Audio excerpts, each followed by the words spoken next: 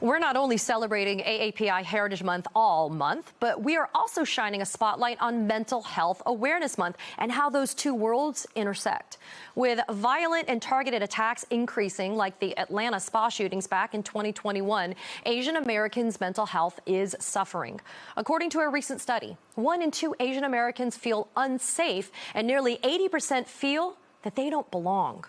With a growing need for help, a group of organizations called the Asian American Mental Health Roundtable are prioritizing mental health access to AAPI communities across the United States.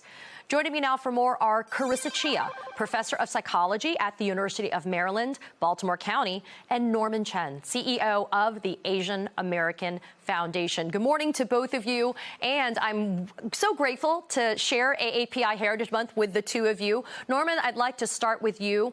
Earlier this month, your foundation came out with its annual status index, which is the social tracking of AAPI in the United States. As we mentioned, one of the most jarring findings in the study is that nearly 80% of Asian Americans feel that they just don't belong. What do you think is behind this alarming percentage? Thank you, Katie, for having me. You know, it's been 3 years of COVID-19, 3 years of anti-Asian hate and violence, and 3 years of anti-China domestic political rhetoric. So it's no surprise that the Asian American community has really been traumatized. And these tie upon long-lasting tropes and stereotypes against our community that have left our community really feeling like we're not safe and that we do not belong in this country fully. Carissa, let's also take a deeper dive with you on something that we mentioned earlier in this segment. 1 in 2 Asian Americans feel unsafe, dovetailing a lot with what Norman just said. I mean, this makes sense, especially how in January there were back-to-back mass shootings of people of Asian descent by people of Asian descent. So how is this violence within their own AAPI communities affecting their mental health? Thank you for having me as well. And I think this is such an important issue because it really highlights some of the conflicting long historical tropes against Asian Americans. And so we have Asian Americans as being the perpetual foreigner. So no matter how long you've been in the U.S., you are not American enough. And that also plays along with and plays against the model minority myth, which frames Asian Americans as healthy, as having achieved economic and educational success. And so these conflicting tropes and conflicting myths really puts Asian Americans and AAPI communities at a very conflicted place in terms of their identity and feeling a sense of trying to fit in. And so some of these myths have also been internalized by some individuals. And so when it's also perpetuated from individuals within the community, it just adds to this sense of conflict and difficulty in finding your place in this racialized context in the U.S. You know, Norman, I urge everybody who's tuning in to go and check out the Asian American Foundation's status index. The information is pretty spectacular. I wanted to highlight a couple of things and then ask you a question. The study found that over 1 in 4 Americans continue to believe that Asian Americans are more loyal to their country of origin than to the United States. And then to Carissa's point, these really terribly damaging stereotypes. I mean, I thought this was such an amazing question. When it was asked in TV or the movies, Asian American women and men are often portrayed in the following types of character roles. The highest response for Asian American women was, I don't know. That was the response. But then 15% said Asian American women are geisha, sex workers, prostitutes, or strippers. And for men, it's kung fu martial arts experts, seconded by then criminal gangs, drug dealers, or villains. I mean, Norman, how can TAF and other AAPI organizations go about trying to change what has otherwise become normalized stereotypes about the AAPI community?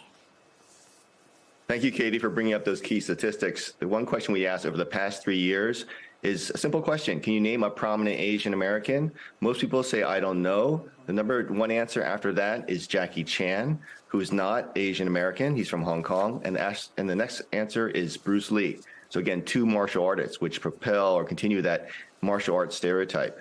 These are long-lasting issues within our community, that in our country, that have flared up during times like COVID. It's really concerning as we move forward with increased anti-China rhetoric, that there'll be more animosity towards Chinese Americans, towards Asian Americans. And so we at TAF What we work on are key areas to address. We work in anti-hate, we work in education, we work in narrative change, and also we work in representation so that people can see Asian Americans in their classrooms when they learn about American history. They'll learn about Asian American and Pacific Islander history. They'll see us better represented in corporations and politically.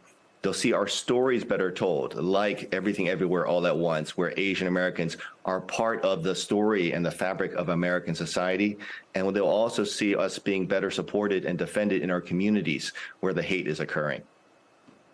Carissa, so with AAPI's under attack, with all of these stereotypes and tropes, let's speak frankly amongst the three of us and to the viewers at large that are also Asian American, our cultures, they often don't communicate well with words, right? Culturally, it's very hard for us to be able to speak about our emotions and what's going on. Oftentimes, it's more communication through actions instead of those words. Talk therapy sometimes doesn't feel culturally comfortable for us. So what are some other therapeutic ways that people in the AAPI community can do things to kind of help with their mental health? You've really highlighted some of the potential cultural barriers within our community that maybe makes it more unlikely or makes it more challenging for individuals to seek mental health care. But there are also, important structural barriers as well, so that even when there's a willingness, sometimes there's difficulties in accessing culturally sensitive and appropriate, therapy and mental health care.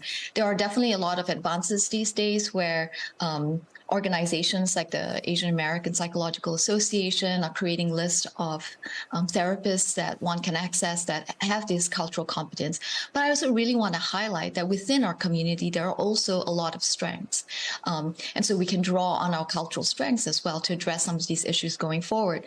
So there are, different, approaches that incorporate spirituality that are more familiar and more comfortable for our community, for individuals in our community. And there's so much diversity within the AAPI, a broader umbrella as well. And so it's really important to pay attention to the strengths, accessing strengths within the community, families, as I mentioned, spiritual care that is more appropriate.